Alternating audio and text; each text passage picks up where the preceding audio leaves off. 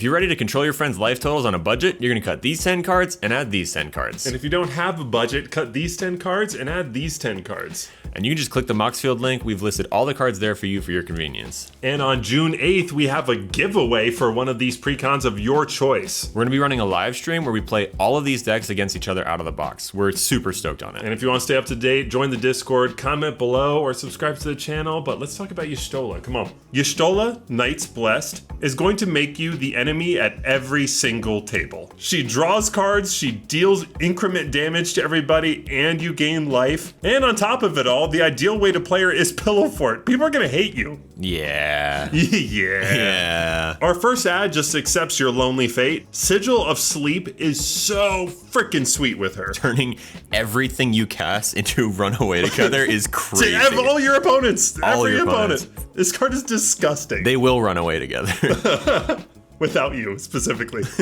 Your opponents will be looking at a massacre. The casting requirement is a little specific, but even at 4 mana, being able to wipe down all those token decks is very strong. When you're setting up your beautiful Pillow Fort, Revenge of Ravens and Norn's Annex will help get you there. Norn's Annex has incredible synergy with Y'shtola because she does not care if you're the player losing 4 life. So we're paying double Phyrexian for this, we're drawing a card off of it, and then we are enabling all of our opponents to lose way more life than they want to. And Revenge of Ravens is just so good for a ton of tokens coming at you. But we do need a little setup, so we're playing Stormscape Familiar. This is a super specific ramp card for exactly Esper decks, but that's what we are, and we want to drop a lot of spells that have roughly 3 CMC every turn. And there's only 2 things better than cost reduction when you're drawing a lot of cards. 1, subscribing and commenting your favorite ad that we've done so far, and 2, solitary confinement. We are ideally drawing 4 cards a cycle, so discarding a card and skipping our draw step is no biggie for preventing all damage dealt to us and us having Shroud. This card's crazy. And while that's protecting us, Curator's Ward will be protecting Y'shtola. This is a 3 mana, non-creature spell, which she loves. It's gonna give her hexproof, and if someone manages to wipe her off the board, it's gonna give us 2 cards for it. And we're in the drawing cards business. Crushing Disappointment triggers Y'shtola, dealing 2 damage, us gaining 2 life. Then they lose an additional 2 damage. We're gonna be drawing 3 cards this turn, and that instant speed gives you flexibility. Which you're gonna want for cards like Undermine. It is 1 more mana than Counterspell, which normally we wouldn't like, but when that comes with them losing 5 life, us gaining 2 and drawing a card, it is super worth it.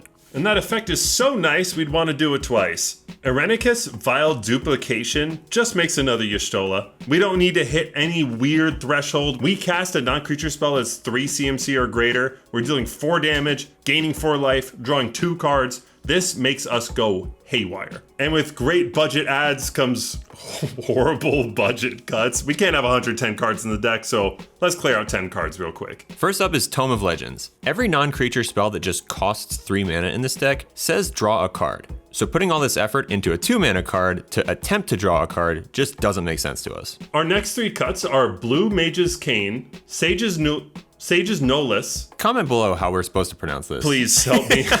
And Astrologian's Planisphere. This deck isn't looking to go wide. We're not looking to have a ton of creatures, and these effects just aren't impactful enough for me to really care about this. Our next 2 cuts are Alice and Alpha No Level. That's horribly offensive. I'm sorry. I think it actually is. I want you to rate in the comments the enunciation of that. These both care about casting 2 spells in a turn, but we think it's much more optimal to play cards that take the 1 spell we're casting and allow it to fully trigger Y'shtola. Our next cut is Torrential Gear Hulk. I'm actually so sad about cutting this because the art is so sick. I love that art, but it is 6 mana. Cut. Oh god, another French one.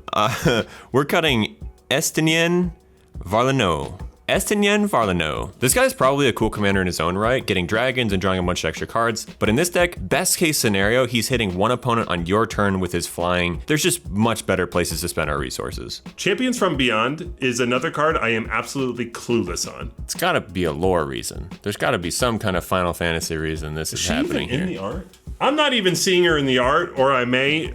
You guys are probably going to grill us in the comments, but when are we ever going to attack with 8 or more creatures? And our last cut is Urianger Auguret. Some people have already left this video because of these card names. Even if these were good, I would cut them just so I never have to say these out loud. But fortunately, this guy just asks way too much before doing anything profitable. He is so freaking slow, and he has no synergy with the alt commander or the commander. So you got some cash and your friends already hate you, so let's lean hard into that. Let's start with Sheldred the Apocalypse. This card has been a problem in every format since it was printed. It just sits on the field and your opponents start dying. Delny, Streetwise Lookout, and Roaming Phone are our next two ads. These are no-brainer decisions when your commander has multiple triggers. Every 3+ mana non-creature spell turns into -4 for them, +4 for you, and drawing 2 cards. This is so efficient. Is that good? I've heard it's good. Our next ad is Helm of the Ghast Lord. Anyone who's had an eye on TCG stocks know this shot up right out of the budget section pretty quick because Y'shtola does the damage. So with this spell, every time she's triggering, you're drawing 3 cards and each opponent is discarding a card. With that large target on your back, you're going to want to free up some mana or just counter everything that they play. Force of Will and Fierce Guardianship are our next ads. These cards are game changers for a reason. They're freaking amazing. They're free counter spells, but more importantly, they also trigger Y'shtola and play very, very well into our Pillow Fort strategy. And right along those lines, before she even hits the field, we're dropping Mother of Runes and Spellskite. Both of these cards allow us to spend no mana to protect Y'shtola, who is both our engine and our win con. Blood Chief's Ascension is a win con in and of itself and really should be in every black deck you own. The fact that this card is only hovering $14 is still insane to me. It's beyond easy to get all the counters up, and that any time a card goes into an opponent's graveyard, you're gaining 2 life and they're losing 2 life. No matter how the card gets into the graveyard, it is sapping their life total. And our last ad is Deadly Rollick. Anyone who's used to playing at high power tables is going to recognize this free spell cycle from Ikoria for a reason. These are so good, they're going to trigger Y'shtola, and they allow you to control the board even when you're tapped out. And because this is an educational channel, we're going to help you through exactly which cards to cut to make room. Reaper Scythe is our first cut, mostly because job select does not exist in our current economy. Yeah, we both have a little PTSD on that front.